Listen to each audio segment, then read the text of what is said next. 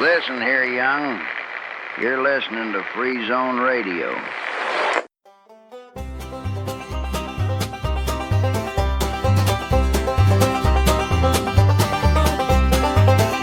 For Free Zone Radio, this is With Honors, the Summer Series.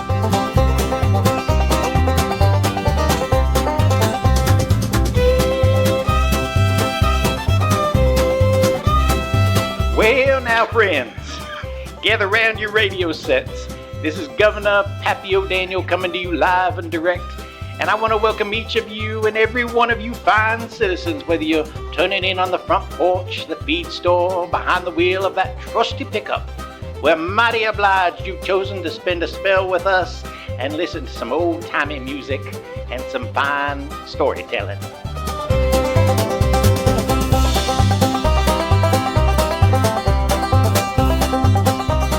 Charles Durning is absolutely the best.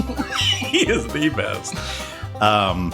So I wanted to spend some time talking about Oh Brother, Where Art Thou? The reason why, this summer, my students are reading the Odyssey.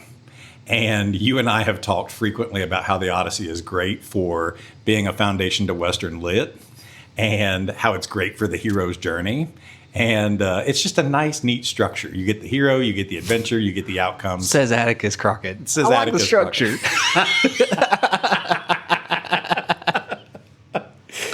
But I also cannot help but think of Oh Brother, Where Art Thou, right? Mm-hmm. And I don't know if that's because we grew up knowing that movie or if it's because we live in the South or what it, I don't know what it is.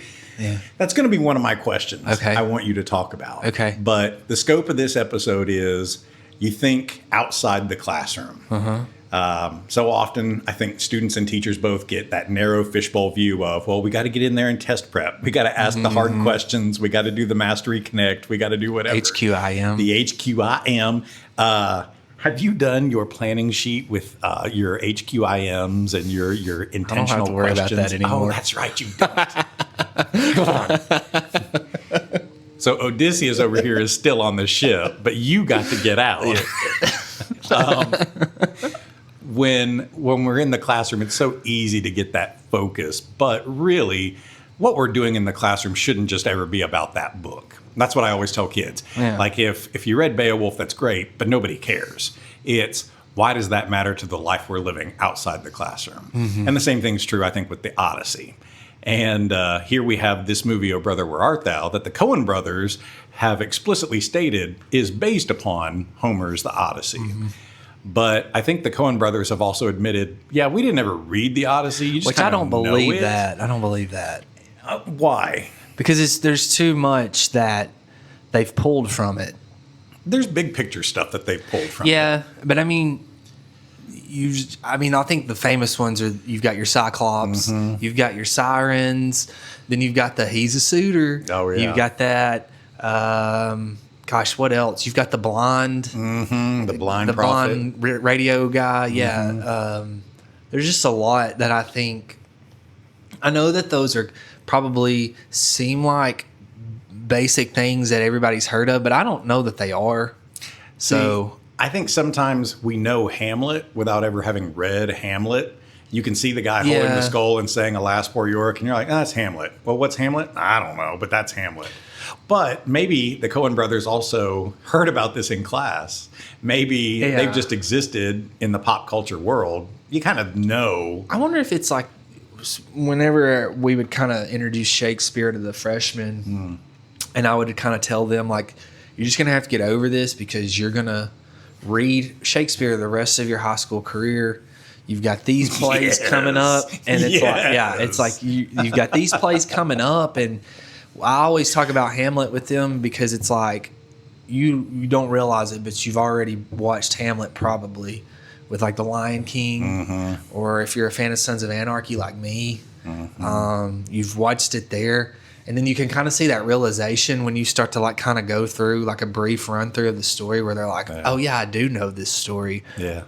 So maybe that's what they're saying. Like, we know the Odyssey because, as Linda Knoll says, it's every story after the Odyssey is based on the Odyssey, which that's whenever we get merch. That's going to be a quote on a shirt. I would love to track how many times we've said that. Yes. But maybe that's what it was. I don't know. I think that's fair. I like the Coen Brothers. A lot of their stuff, like No Country for Old Men. Yes. Maybe my favorite movie. Oh, so like I've got good. a third movie entered my favorite movies, which is Project Hail Mary, and my other two are No Country for Old Men and Nacho Libre. So we're on like far ends of the spectrum here. I thought, we're climbing up into film. No Country for Old Men, Nacho Libre. Those are the Lord cheaps. Well, I think that's completely fair. Is that these things, Fargo, right? These things that we study in the classroom are not meant to just be confined or consigned to the classroom. They connect to the world that we live in. So what do we know about the world we live in because of these things? And those stories echo, right? If Linda Knoll says everything is the Odyssey, well, it echoes throughout our life. Oh, Brother, Where Art Thou? Why do you think we like that movie so much? You know, what's funny is I went back and listened to our Cold Mountain movie episode about 3 weeks ago, and we kind of talked about Oh Brother, Where Art Thou, because we didn't realize that Cold Mountain came out after Oh Brother, Where Art Thou. I want to think that at the time, maybe I'm wrong, because I'm not like, I like movies, but I've got to really like a movie to watch it. I just don't know that it almost feels like at that time there had never been a movie made like that. Do you know what I'm saying? Yeah. It just kind of felt like that because you had like the whole musical aspect of it, and there have been musicals made, yes, but this kind of felt like a culture moment. Yeah. Like this is a cultural moment as opposed to, I don't know, what's a good musical? I like La La Land.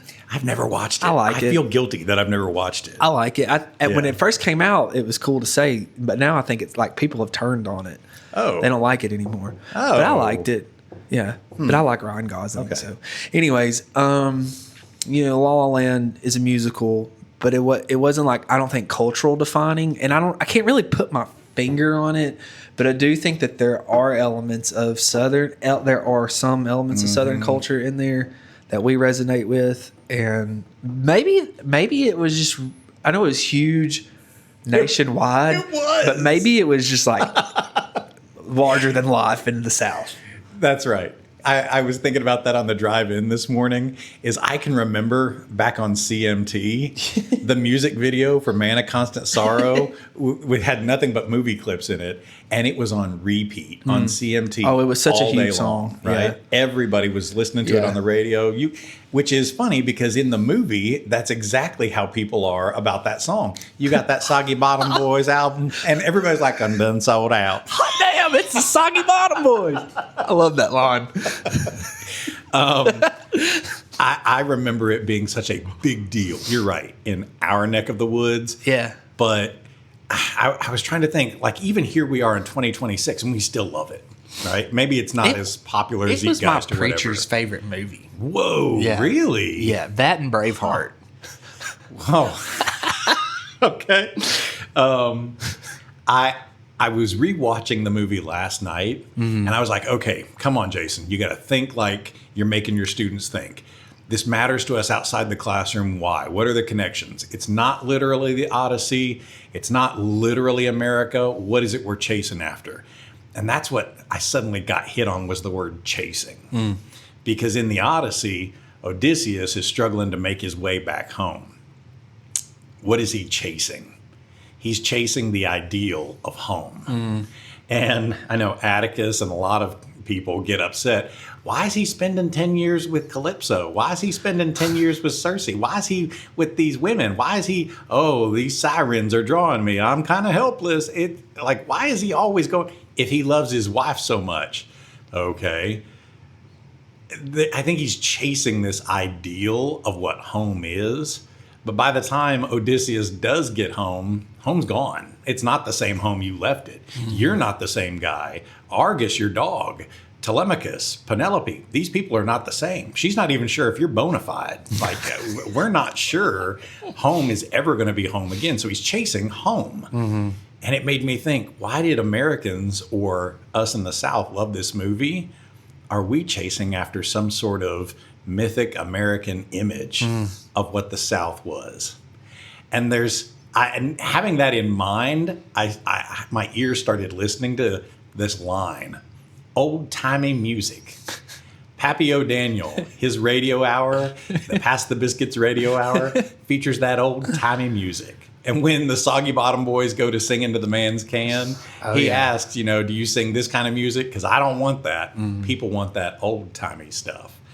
And even at the end, at the feast, when Homer Stokes comes in and sees it's the Soggy Bottom Boys, he grabs the mic and he accuses them not only of miscegenation and integration, but he says, and they ain't even old-timey. And I thought, they're woke. They're woke. Is that what our problem is? You want to be old-timey, but you don't even know what old-timey is. And there's also no physical way to be old-timey. You want to make America great or old-timey, but you don't even know what that concept is, and you can't turn back the clock, Gatsby. You just think, when was America old-timey? When was America great? And why are we saying... Because if you look in the context of this movie, it's the Great Depression. Yeah. This is the capital G, capital D, Great Depression. It doesn't seem like it, though, does it? It doesn't. It really doesn't. I mean, because they're going to, like, music festivals on the square. They've got a music festival that night. They've got a concert that they're going to perform at. Yeah. It really doesn't seem like it. They can get Dapper Dan in 2 weeks. Yeah. Just give them 2 weeks. You can get Dapper Dan. I was just thinking, though, when you were talking about Pappy O'Daniel's music hour, and I kind of mentioned this, I think, on that episode, but when I watch Oh Brother, Where Art Thou, it reminds me of Cracker Barrel. Yeah. It feels like Cracker Barrel. It feels like a Martha White commercial. Does it not? Yes. Like the old Martha White bus is going to come and Lester Flatt's going to walk out, and then here come the Soggy Bottom Boys back there behind them. It feels like that. I've been spending too much time around you because I think we're starting to think the same way. And I have that literally written down here. When they come out of that mercantile and the guy is paying for his gas and they steal his car. Oh, yeah. You look at the set for that front stoop and there's the signs, there's the machinery, there's the market man having to use his little hook to get the Dapper Dan off the top shelf. And I thought, Cracker Barrel. Yeah. Every single one of these things you'd see hanging on a Cracker Barrel. Because what are we trying to sell at Cracker Barrel? We're trying to sell that old-timey experience, that pass the biscuits. But that doesn't exist. That's this whole... When I teach William Faulkner and A Rose for Emily, we talk about the decayed image of the South and the Southern Gothic. William Faulkner is presenting you this image of the South, but it's not this grandiose, plantations and everything. No, that's literally gone with the wind. Yeah. And metaphorically, gone with the wind. So, yeah. Yeah, I've been seeing a lot of videos with the World Cup going on right now of Europeans coming to America, and they're having the time of their lives right now. Yes. And which I'm very thankful for, because I'll be honest, I was really... When we were going to get the World Cup, I was excited, and then because of certain events, I was like not thrilled to host the world right now.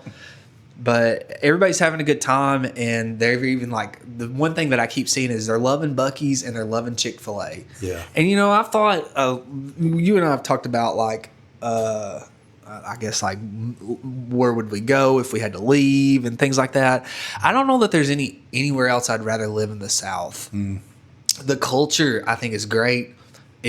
As far as it goes across America, I feel like that we probably have like the most culture and the most like little subsets here. Because it's like I was thinking the other day, like we're Southern, but we're not Southern. We're really Appalachian, and we're kind of like our own thing, but we're still classified in the South. Do you know what I mean? It's like, and then you got the Delta culture. I was having to write about that in class the other night, like, and they're kind of, anyways. But we're not perfect. We've got our sins that we need to atone for every now and then, you know. And I think maybe that "Oh Brother, Where Art Thou" is, well, you know, you've got this, like you said, this old Tommy. I'm chasing the old Tommy. These boys aren't even old Tommy. That he's the Grand Wizard. Yes. You know, so Yes. it's I think that maybe on one hand the Coen brothers did a good job with that, but I was just thinking too, like in the daytime scenes, there's always like almost like that sepia tone over it. Yeah, where it's there like is. really like orange and it's almost like the golden hour constantly. So I think maybe that's also one reason we resonate with it, but I had written down that if Homer's, I think I'm not an expert. I think a lot of what we know or think we know about Greek mythology, we pull from Homer, the Odyssey, the Iliad, and a collection. So if Homer's work lays out some of what we know about Greek mythology, then it's like, "Oh Brother, Where Art Thou" is chasing after an American mythology. You get Tommy Johnson, the man who hangs out at the crossroads to meet the devil that's American mythology and legend. Oh, yeah. And then even you bring up the Klan rally. "Oh Brother, Where Art Thou" does not glorify everything about the American experience or the South. And it shows some of that ugliness with a Klan rally, not depicted as something funny or like they are literally goose step marching. Yeah. It is this serious, threatening music. It is characterized with villains. And when Homer Stokes is, I don't know, when he's addressing the crowd, he says, "We're preserving our old-timey religion, culture, and heritage. We're protecting our women by hanging a black man." And I thought, oh, do I hear that kind of talk in 2026?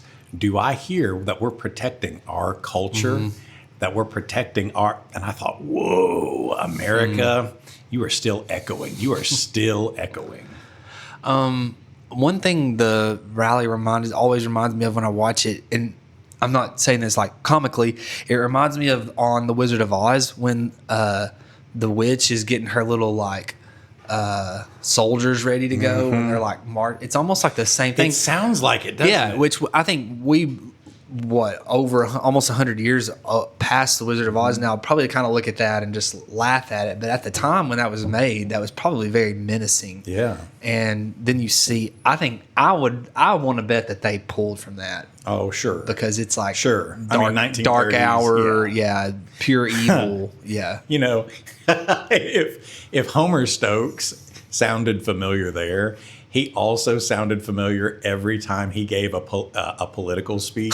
Any of his talk, he said, "We can't stand 4 more years of cronyism, of rascalism, and serving the interests." And I thought, boy, it's always the ones crying about it that are the ones doing it. Yeah. He's the one wearing the robe. What are y'all talking about? I did think he's gonna want to. I heard he wanted to redo the Mississippi reflection pool. Gosh. And what, the Soggy Bottom Boys are the ones cutting in the liner of it? Is that what it Pappy is? tried to do it. Pappy tried to do it. It cost like $40 million. I got a pool guy. It'll only cost him $20 million, plus all the hydrogen peroxide we're going to dump in it, plus all the National Guard that's going to protect it. Well, they fenced it up now. Yeah. Anyways, sorry. Speaking of trampling on our American observances, I heard that Homer wanted to have a boxing match on the governor's house lawn with a small guy and somebody else.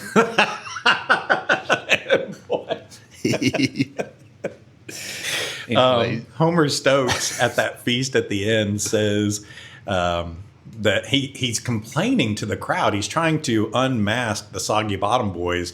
And his problem with them, he says, is the miscegenation and integration. That's what he says, first of all. But the people in the audience didn't care about that. They saw that there was a black man, there were white men, they were all wearing beards and everything. They didn't have a problem with that. They liked the music. And even Pappy O'Daniel is like, well, maybe they don't care about the integration. Maybe that's not the problem. Homer Stokes said they are trampling on our venerated observances and rituals. And the crowd gets a little bit of disagreement there. They mumble about it. They grumble about it. But they're not quite in Homer's pocket. And I thought, oh, God, he could maybe convince them. He could maybe fire them up to anger. But he immediately afterwards says, "This here music is over." And that's when the crowd turns on him. And I thought, oh, there's a bigger picture here. That I think there could be people who voted this way, people who voted that way in the same crowd. And even so, we can all still connect because of we like that song. There's something that hits a chord that's deeper in us, whether it's in our theater, our music, or something like that. There's something that hits us deeper. And maybe there is a way to get past all the politicking and all the cronyism and rascalism. That's our man of constant sorrow. We can put our Homer Stokes on a rail and run him out of town. You know what, though? I think that this is a good example of the power of rhetoric, because no doubt Homer had people voting for him in that crowd, and no doubt they've probably repeated some of the things that he has said. Yeah. And I'll pulling an Annie Kinsella here. I love you, America. I love you. I believe in you. I think that people get in a bad trap of just parroting what they hear, even if they don't really believe that. Yeah. Do you know what I'm saying? Yeah. I really do. And I think that because you've got media outlets that will okay some of the things that are being said, and I know that we've got I know that we've got these polarizing media outlets now where it's like you're either this way or you're that way. So one side is like absolutely eviscerating what's being said, and the other side is just like, oh, that's not that big of a deal. I think it's pretty cool, actually. And I think that you get in your little sound tunnel here, and you only hear your thing, and Jesse Walters says that, I'm a woman if I drink from a straw. So, I mean, I guess I shouldn't be drinking from a straw. Nobody says that, right? But if you get stuck in this, you start to okay all these things, even though you don't really believe that. And I think that this is an example of, there are things, I think, when you were face to face, it's easy to repeat things when you're not face to face with it. Yeah. It's easy to repeat things and really not throw your values on the table. Because, when you're just passing conversation with people, you especially like your friends, you may not really be throwing out your true values, right? Yeah. I say stupid stuff all the time to get you to laugh. There are times when I'm like, why did I just say that? But then I'm like, but it was funny. Do you know what I'm saying? Yes. So I think that there are times where people are, but when it comes time to put your true values out onto the table, like that we had here, because I'm thinking about where when he's saying all those things, he's like hiding behind them with his guitar. Like people were like, no, like it's fine. Like who cares? Like at the end, and I think that, I don't know, maybe I'm being too optimistic, but I just think that like you said, it's easy to repeat things, but I do still believe that some of these problems that we've even talked about in the last 10 or 15 minutes, that people would still be like, okay, this is enough. Do you know what I'm saying? Like, it's easy to say these things. I'm trying to like put my words to thoughts here. Like it's easy to say these things when there's like no consequence. Yeah. When there's no consequence, when I can say them freely. But I want to believe that most of the people that I know would stand up for some things if it came face to face. I want to believe that. At the end of The Stand, because Jason Crockett always brings everything back to that book, right? Yeah. At the end of The Stand, when Randall Flagg makes everybody get back together and watch this crucifixion in Las Vegas, we have gone along with everything. We've capitulated. We're afraid to look people in the eye. These people will go to whatever length because at their core, they're afraid. Yeah. And at the end here, one of the guys in the crowd is supposed to say, "This ain't American. We don't do this." And Flagg ends him. Yeah. even then, there's a spark that some of us understand on some wavelength. This is not American. Like, I get it. Like, I've told you that before. I get why. I mean, okay, obviously, we did not vote for the current president, obviously. But I understand why people did. I really do.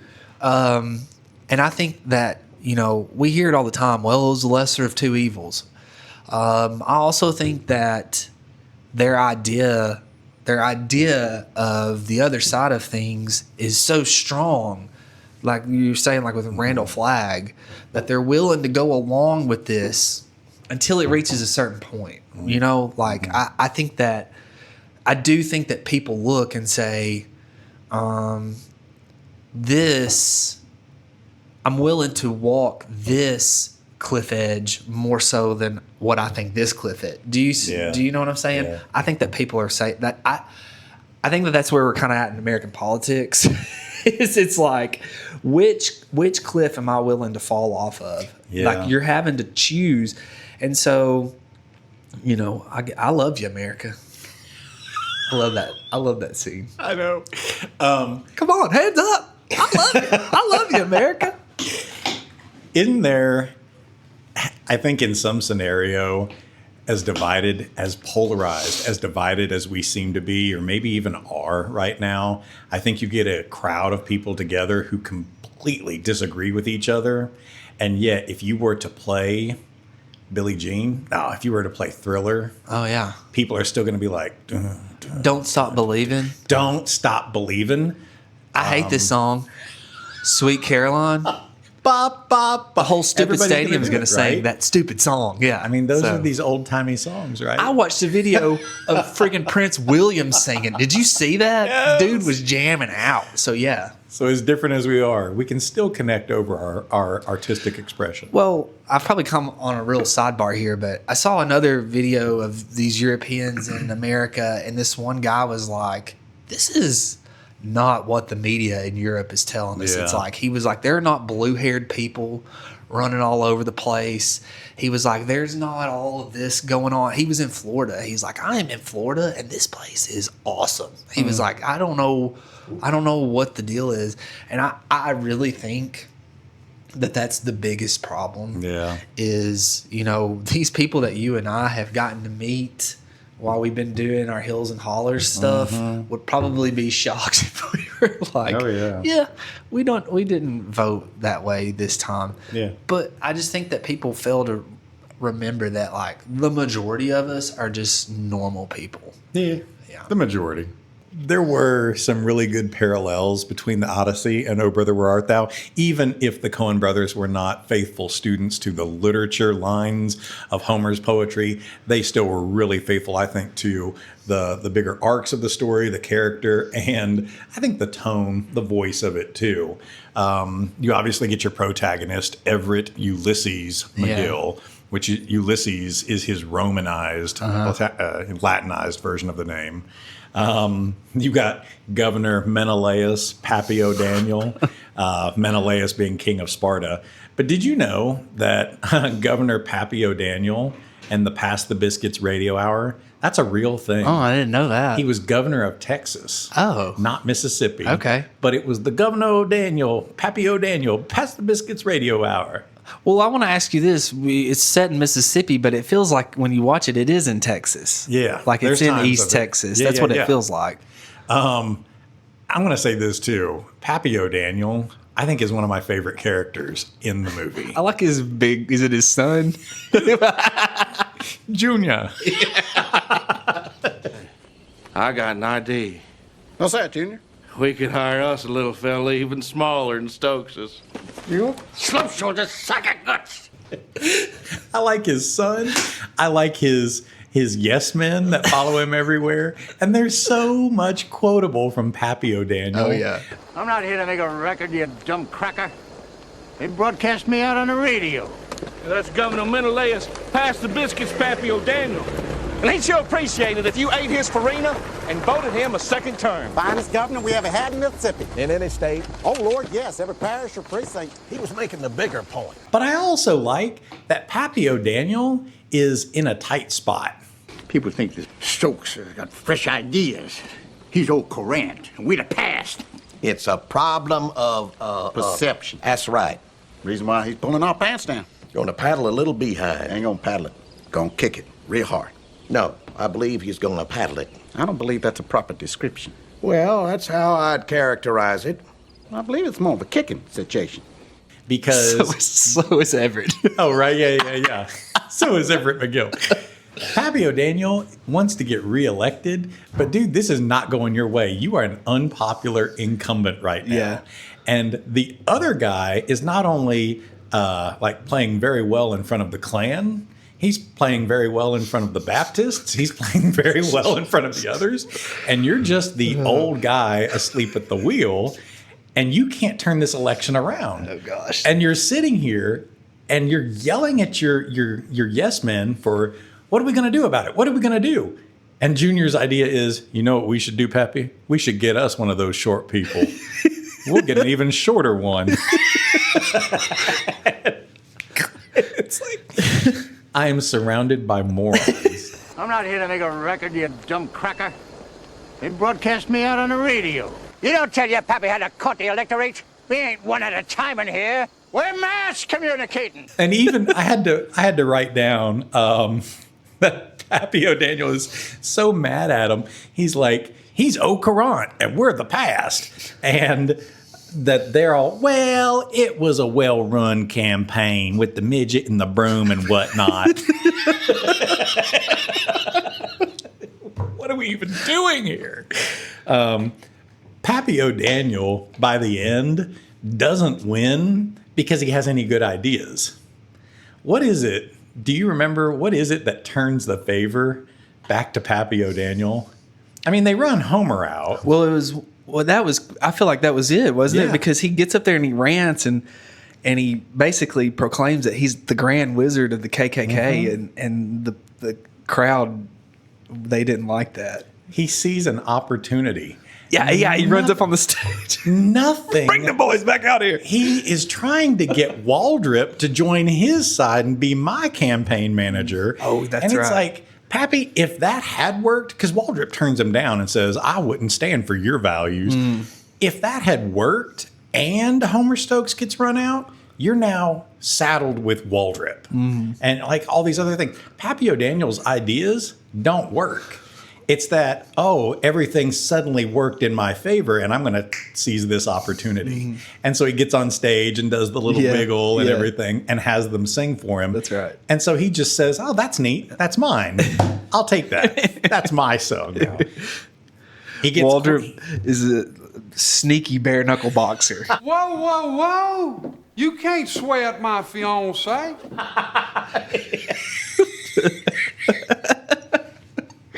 Watching them box in the Woolworth. And then they even get thrown out, and the guy looks at the camera and says, And stay out of the Woolworth. there's so much that's quotable in here, too. Even when the Sheriff Cooley, Sheriff Cooley. Like, yeah. he was played by, I can't remember his name, Daniel something. He did such a great job with the sunglasses and the hound dog. And there's that one scene where the barn's burning and you can see the barn burning in his glasses. And yeah. And even at the end, like he's like this ghost that walks in out of nowhere, and his voice. Tommy Johnson, when they meet him at the crossroads, I think that's such an iconic thing too, that you meet at a crossroads monsters or ghosts or the devil. Like that always happens in our folklore. They used to bury suicides at a crossroad. Oh, I didn't know that. Oh, yeah. Old cultures were worried that if a person died uncleanly, that their soul would come back to haunt. And so you don't want them finding their way back to the village. They would often bury them at a crossroads to confuse them. And that's why you meet Count Dracula at a crossroads at the Borgo Pass, is because vampires are attached to crossroads. Well, Tommy Johnson is this American musician who played so well that the folklore was he sold his soul to the devil at a crossroads one night for it. Tommy Johnson says he met the devil, and what does he look like? Everett McGill gives this long, articulate, well, he's got a bifurcated tail and a hay fork. And he's like, no. He says, oh, no, sir. He's white. As white as you folks. With empty eyes and a big hollow voice. He loved to travel around with a mean old hound. That's right. the devil's a white man with empty eyes and a hound dog. Oh. And that he walks everywhere. It's Randall Flagg. He's the walking dude. And the Sheriff Cooley, is a white man with empty eyes and a hound dog walking everywhere. So and I thought, oh, God, it's the devil. I've never put that together, but the devil. Yeah. But even as serious as that is, when their truck catches fire because they're trying to burn down the barn and their truck catches fire, one of the sheriff's deputies says, "Take cover, boys. That ain't popcorn." Because all their ammunition's going off. What about when Babyface is shooting the cows? It's like, oh, George, not the livestock. What did you call him? Oh, what did you call him? I'm not going to make eye contact with anybody right now. My name is George Nelson. Get me? She didn't mean nothing by it, George.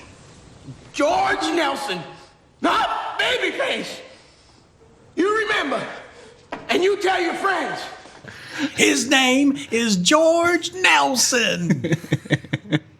Also based on an American killer and bank robber. I love the language of the movie because he likens bank robbing to sacking a city. And that's something that they do in the Iliad, right? You sack the city after the war. He says that he's out here sacking the city, George Nelson. Even when they go to Pete's cousin, Hogwallop, and he betrays them. And so they steal the car with his little boy in there. Well, then they ditch the boy. And the boy is saying, "I curse your name." And it's like this high-minded talk from everybody. I love the language of it. We thought you was a toad. Speaking of high-minded language. Seek ye not the treasure. Seek ye not the treasure. When John Goodman kills that frog, he's like, oh. I love John Goodman's character too. Oh, I know. And he's a Bible salesman. Who is in love with the art of conversation. The art of conversation. And he swindles them out of their money. He swindles them out of a dinner. Yeah. An extra fricassee, too. He says, "I found myself a mite peckish." But that he also appreciated the lull in conversation while they eat. I find that it interrupts my gustation. I'm a man of large appetites, and even with lunch under my belt, I was feeling a mite peckish. Thank you as well for the conversational hiatus. I generally refrain from speech during gustation. There are those who attempt both at the same time. I find it coarse and vulgar. Where were we? I thought, wow, that's good language. How's it feel to be the paterfamilias? Oh, oh gosh, when does he say that? Oh, he says it when he finds that his wife has told the girls he's dead, and that they have to go as the Warvey gals now. Yeah. She uses her maiden name, and he's like, "I'm the paterfamilias." Says it over and over. His little like speeches and stuff crack me up. Was it Delmar even says, "Well, I didn't even know you was a paterfamilias," and he says, "Oh yeah, I have spread my seed." Oh man, one thing I like about the Coen Brothers is which I watched, they've got Fargo, they've got No Country for Old Men, Oh Brother Where Art Thou, Ballad of Buster Scruggs. What else have they done? They've done a lot, and I feel like I've watched most of it. They kind of use the same people though. Yeah, like Delmar is Buster Scruggs. Yeah. John Goodman. Oh, The Big Lebowski. John Goodman is in The Big Lebowski. You've got Stephen Root, who is is he in this? Yes, he is. Okay, he's the radio guy. He's the blind radio guy. Stephen Root, who is Bill Dauterive. He is in everything they do. He's in No Country for Old Men. That's right. Because he's the guy that Woody Harrelson goes and talks to. That's right. He's in but Val to Buster Scruggs, there's a little vignette where James Franco's a bank robber, and there's this bank in the middle of nowhere. Like, literally, it's just a bank in the desert. And he goes to rob it, and Stephen Root's the only person there. And so James Franco's character thinks he's about to get, like, an easy take. Well, he gets this stuff. He, like, threatens him. Well, here comes Stephen Root's character out of the bank wearing nothing but iron skillets. Oh, God. And because he tells him, he's like, nobody's stole from my bank before. And he shoots him, and you can hear it go ping, and then he'll go pan shot.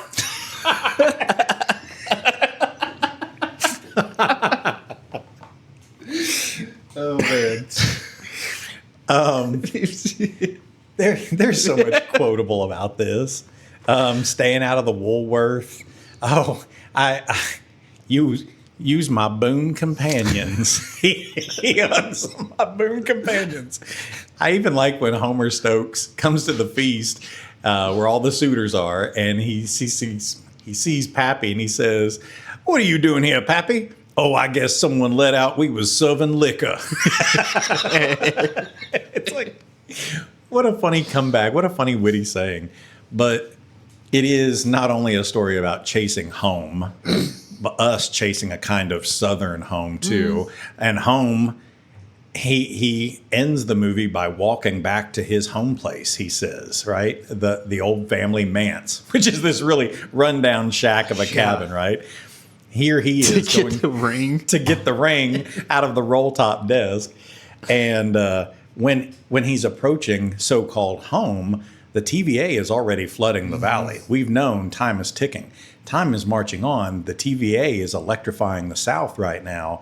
And the floodwaters carry it away. Here is Everett McGill floating along and says, "The fact is they're flooding this valley so they can hydroelectric up the whole darn state. Yes, sir. South is going to change. Everything's going to be put on electricity and run on a paying basis. Out with the old spiritual mumbo-jumbo, the superstitions, and the backward ways. We're going to see a brave new world where they run everybody a wire and hook us all up to a grid. Yes, sir. A veritable age of reason, like the one they had in France." That times are changing, and you can't quite go back to home ever again. It's a story about politicking in the American South and confusing what we think of as old-timey values with our politics. And I'm going to tell you, these things in the classroom don't just stay there. You see them in real life. A few years ago, on the very first week of school, we have to do our in-service training. And at general session, we had local politicians come talk to us, right? And it's just like you're sitting there looking at these people you don't want to vote for, but they're presenting themselves as old-timey constituents. And I remember I took pictures of both of them and sent them to the group with the caption, "Is you is or is you ain't my constituency." I mean, it's the same thing, echoing over and over.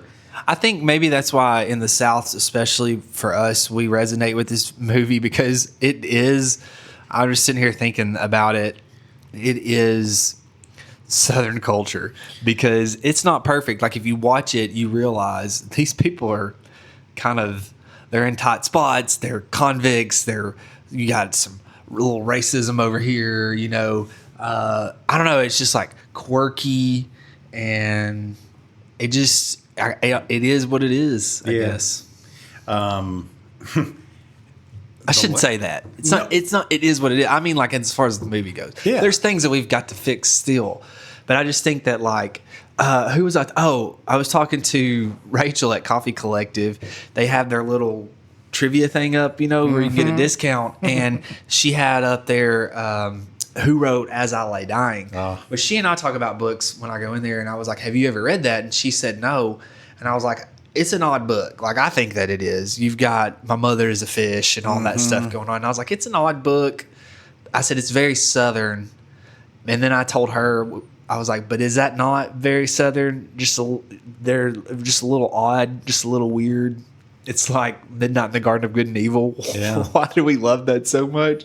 Is because it's so weird and quirky. And that is the South. Like, that is us. And I think, Oh Brother, Where Art Thou, it captures that. Like, we are weird. And we will use big words. And we will. Yes. So maybe that's why it was such a big deal. The Dapper Dan Dapper hair Dan, treatment, right? Reminded me of the old Burma shave. Have you ever heard of Burma shave? I think I have, yeah. In the South, back in the 20s all the way up, there used to be this product called Burma shave, and it was for men's shaving stuff. And they would advertise with little signs on the side of the road, and they would space them out with about 5 to 6 signs. So as you drive, you get the ad campaign in bites, and it would be printed in little road signs that do like a rhyme or a poem. And some of them would say things like, hardly a driver is now alive who passed on hills at 75. Burma shave. So it became a fun experience of, oh, hey, here we go, look. Or she put a bullet through his hat, but he's had closer shaves than that. Burma shave. Different things like that. Well, talk about degradation of society. On the way back from Florida going through Georgia, they have like a series of billboards like that, because I was just thinking about the Burma shave stuff when we were coming home from St. Augustine, but it was for clean toilets. Yeah, because it was like clean bathroom, like it was like stepping through, and then there was a golden toilet on the last one, and it was like clean 26 clean bathrooms. I was like, right there's America. That's America. Yeah. And I don't know. We were just talking about the World Cup people coming and experiencing that. There was a group stage and more held in Atlanta, but I saw some Argentinian fans broke down on the side. They had like a big van striped in the Argentina jersey with Messi on the back. It said 10 Messi, and then on the side it said the GOAT. I was like, I felt bad for him, but I got to thinking, like, what are they thinking about all these like bathroom billboards? We have the best bathrooms. Come here. Well, what are they? They're touring us for what? A Buc-ee's. Yeah, a gas station. Saw so many in Buc-ee's when we stopped in Ringgold. It was cool though. Ringgold. Yeah, that's where Dolly Parton and Carl Dean honeymooned. Did I tell you that before? I think. Were so. you the one that I told that, and you were like, "Why Ringgold?" Maybe, yeah. Apparently they got married, and then they were driving down for the leaves or something like that. Martha Lee told us that Georgia didn't used to do a blood test. Maybe that's why Dolly went down there. That could be. That could be. I'm trying to think if there was anything I could do to try to use "Oh Brother, Where Art Thou" in the classroom. Like, what could I do? Here's an idea that I have. Music. Oh, yeah. Because we love the music to this. George Clooney recorded himself singing "Man of Constant Sorrow," but they decided to go with Dan Tominski, who played for Alison Krauss in Union Station. Right. And that was huge at the time, too, Alison Krauss and them. And he's also in the movie. He's on stage with them at the end. I want to do something with the music of it. I think that I would. I know that this sounds typical, but I would show clips that relate to what we've read or what we're discussing, because I kind of did that when I did my juniors with like Kevin and all of them. Yeah. We did the Odyssey. We paired it with Gatsby, and so they would read from that graphic novel, and then we would watch like a clip or two from "Oh Brother, Where Art Thou?" And I don't know. I just feel like that. Okay, so when I was in high school, we did the school-wide novels. Yeah, I remember. And they weren't the best novels. Right. They really weren't. I didn't enjoy reading them, to be completely honest. However, we read A Long Way from Chicago, which was set in the Depression. And I think my favorite era of U.S. history is the Depression. And I think that it's directly caused because of that, because we did they set the multi-purpose room up, and you went around, and it was like it was like Depression era stuff, but also parts of the book were being reenacted. Like some students were doing parts of the book and all these things. It was like a living museum is basically what it was. And then, you know, when I had Corey Werkheiser that same year for U.S. history. And I mean, that was always like the big thing for him is he did this mock stock market. And you didn't really, the way he presented it was so good because you didn't really know. You just he was like, I'm going to teach you guys how the stock market works. And we're going to pretend, so you just do the stock market, right? And then when his Great Depression unit starts, it crashed. And how much money did you lose? And the joke was on him because I'm terrible at math because he was trying to teach us how to borrow on credit and things like that. And we had to figure it out. And I did not want to do that. So I would not borrow my stock on credit. So when the stock market crashed, I lost zero money. Like I still had all my money. I had like $120,000 in stock, and everybody else was like bankrupt and poor. And Werkheiser was like, well, because Drew's lazy, he has won the game. You Pappy O'Daniel it. You Pappy O'Daniel it. But I just have so many good memories of that. And just like, I guess what I'm trying to say is like, it was immersive. Do you know what I'm saying? And I think that any chance you can pull things in that the students, they're going to like Oh Brother Where Art Thou. They're going to like it.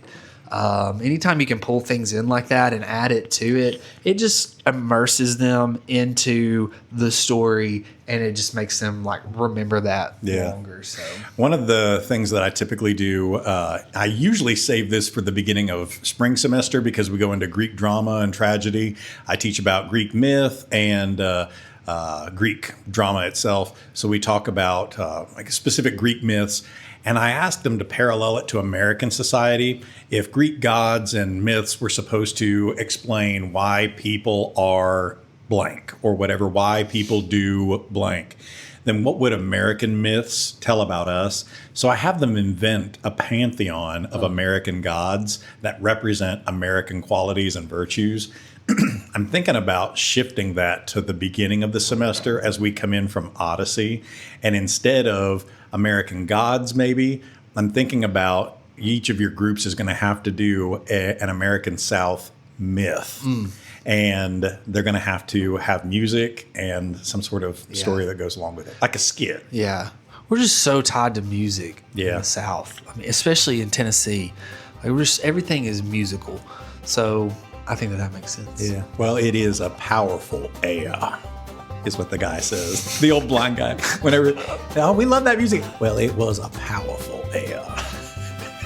Well, friends, that's all the time we've got today. Much obliged for you lending us your ears. Until next time, keep your chin up, pass your biscuits, and remember, there's always another story worth hearing. This is Governor Pappy O'Daniel saying so long, God bless, and remember to vote.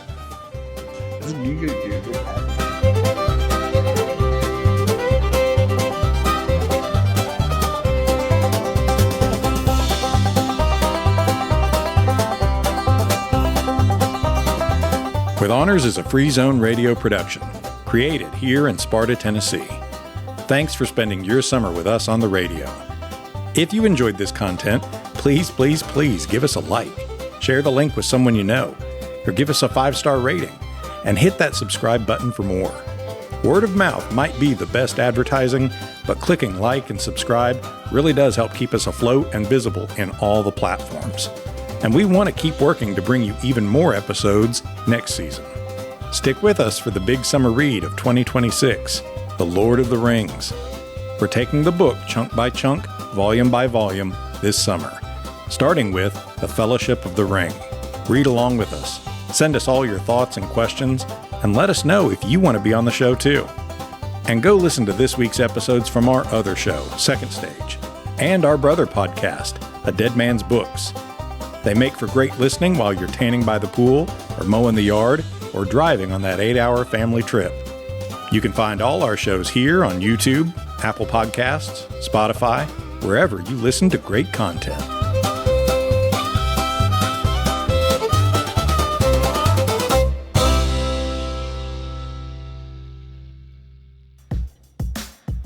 Hey everyone, my name is Drew, and I want to talk to you about my show, A Dead Man's Books. The show was created with the mindset of whenever I pass away, as morbidly as that sounds, that my children would inherit my books.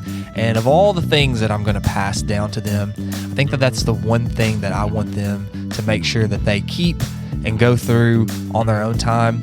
But I want to be there next to them whenever they read these things. And so I created a podcast so that they could go back and listen to me and my friends and other people as we read through these books and what we had to think about it. But it's grown to so much more. We've got authors we interview. We talk about everyday life.